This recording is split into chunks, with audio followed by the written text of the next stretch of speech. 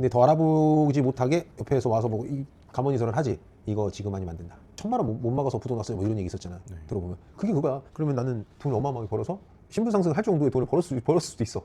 대표님, 그 사업을 하다가 잘 나가다가 갑자기 이렇게 부러지는 경우가 많이 있잖아요. 근데 사업이 잘 올라가다가 좀 무너지는 신호 같은 게 있을까요? 되게 어려운 질문인데 이거 신호가 있지. 뭐가 와 자꾸 뭘 갖고 와 사람들이. 무너지는 게 자기 본업에서 무너지는 것보다는 옆에다가 사이드 투자해서 무너지는 게 많지. 사이드에다가 그러니까 돈 번다 소문나면은 누가 와서 투자 좀 해라 뭐 이런 거 좋은 게 있다고 그래서 갖고 와. 근데 좋은 걸 지가 하지 나한테 갖고 오지 않거든 원래. 근데 또 그거에 뭐 쉬어 타이밍이 있어. 그냥 쉬는 타이밍이 그게 거의 뭐 믿을 만한 사람이 갖고 오면 있잖아. 가족이 갖고 온다든가 뭐 가족한테 그래 자꾸 아작나는 경우가 많은데 가족이 갖고 온다든가 그러니까 가족이니까 믿을 거 아니야. 아까도 말했던 그 약간 정무나 그게 비슷한 것 같아. 그러니까 현실적으로 판단이 안 되고 가족이니까 한번 프레임 한번 씌우고 들어가서 되는. 근데 본업 때문에 망하는 사람보다는 뭐 종류가 여러 가지인데 본업 때문에 망하는 사람들은 사이드 때문에 망하는 사람이 더 많은 것 같아. 그러면서 본업까지 문제가 생기는 경우가 있는 것 같고 본업에서 망하는 경우는 무리한 확장이지. 확장 거기 안에서도 투자 확장 그리고 뭐 이제 유리 쪽 같은 거 미수 돈을 못 받았는데 상대 업체가 망해 부도거나 요즘 건설 경기가 안 좋으니까 도저히 감당 안 되니까 이제 생활하시는 분까지 생기니까 근데 거기서는 돈을 못 받더라고. 아예 받을 길이 없어. 그런 경우 그렇게 해서 결국은 다 확장이야. 확장해서 내가 준비한 안 된 상태에서 확장하면 잘못되겠지. 이게 투자랑 어떻게 보면 다 투자잖아요. 확장도 투자고 하는데 이게 내가 망가질 수 있는 투자랑 내가 확장할 수 투자가 이 구분하기가 진짜 어려운 것 같아요. 구분이 안 돼. 그리고 지나면 구분돼. 지나고 나면 원래 귀찮아. 무슨 로또 번호도 지나고 나면 이 번호가 좋은 번호였네 이런 거지. 이런 거듯이 그런 것 같아. 뭐 내가 보기에는 확장을 할 때 신호가 있어. 확실히 확장을 할 때 나도 찜찜한 그런 구석이 있어. 솔직히 찜찜하잖아. 안 해야 되거든.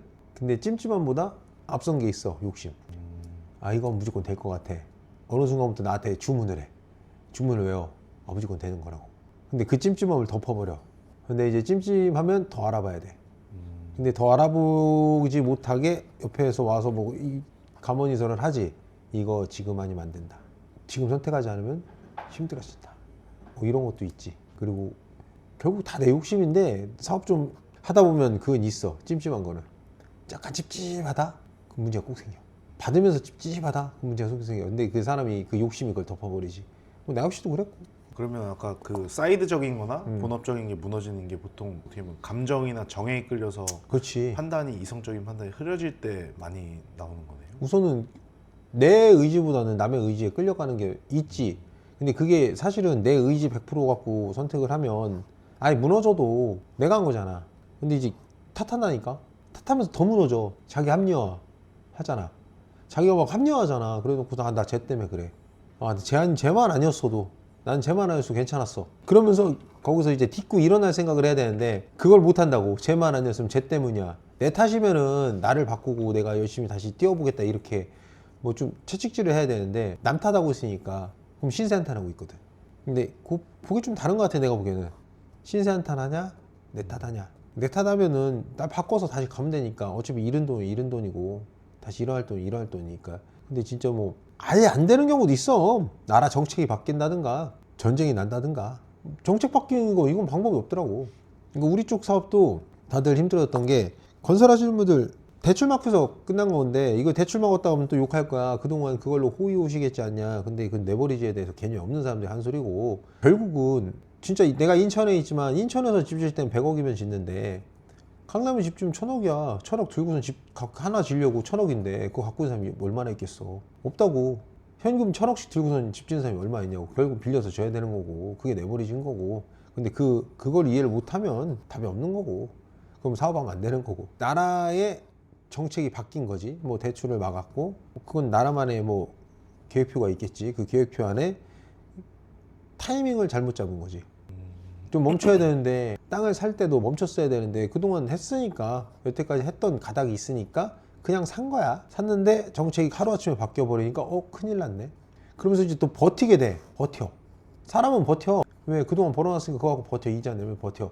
근데 금방 끝날 줄 알았던 시간이 1년 2년 못 버티는 거야. 그리고 갑자기 이자가 오른 시기가 있었어. 2배로 오르면은 쉽게 해서 뭐 그냥 10억이라고 치자. 10억 대출을 받아서 사업을 했어. 10억 대출 받았는데 그러면 이자가 500씩 나갔을 거 아니야. 500씩 나갔는데 갑자기 1000만 원으로 올라갔어. 500하고 1000만 원은 차이가 크거든. 500을 내던 사람이 1000만 원 내면 헉 이래. 왜? 500이라는 돈이 2명의 월급이 될 수도 있는 돈이잖아. 2사람의 월급이. 그럼 고정비가 그만큼 나간다는 게 엄청 큰 거거든. 그거를 몇 개월은 버텨. 대부분 사업하는 사람들이 그 정도는 생각을 해. 3개월에서 6개월 정도 준비를 해. 근데 그 이상 넘어가는 거 준비하고 있는 사람 별로 없지. 그러니까 그럼 거기서 맞으면 무너지는 거지. 버티다가 뭔가 하나 더 맞으면 무너져. 대부분 한 가지가 더 오면 무너져. 근데 그게 크지가 않더라고, 그런 거는. 그래서 옛날에 대기업들 부도나면은 2차 부도까지 날 때 거의 마지막에 1000만 원 못 막아서 부도 났어요, 뭐 이런 얘기 있었잖아. 네. 들어보면 그게 그거야. 끌다가 1000만 원도 끌 돈이 없는 거야. 이제는 갖고 올 데가 없는 거야. 그거 막으려고 그 돈을 엄청 갖고 왔겠지. 그 과정을 다 스킵하고서 1000만 원만 얘기하니까 1000만 원 갖고 왜 무너져 이렇게 하는데, 그 중간 과정을 다 스킵한 거야. 그럼 그 거대한 거를 유지하려고 얼마나 돈을 빌렸겠어. 돈을 빌리고 있는 돈 없는 돈 다 갖다 넣어서 버텼는데, 왜? 그 사람은 희망이라는 걸 가진 거거든. 살 수 있다, 할 수 있다. 근데 그 기간이 길어지고 그게 그거거든. 내 운이야. 결국은 흐름이고. 그러니까 운때 안 맞으면, 집 짓는 것도 운때가 웃긴 게 딱 6개월, 재밌는 얘기 해줄게. 같이 집을 졌어. 어떤 사람이 여기다가 왼쪽에 먼저 지은 사람, 같이 비슷한 시기에 시작을 했어. 왼쪽에 지은 사람은 빨리 져서 집을 올렸어.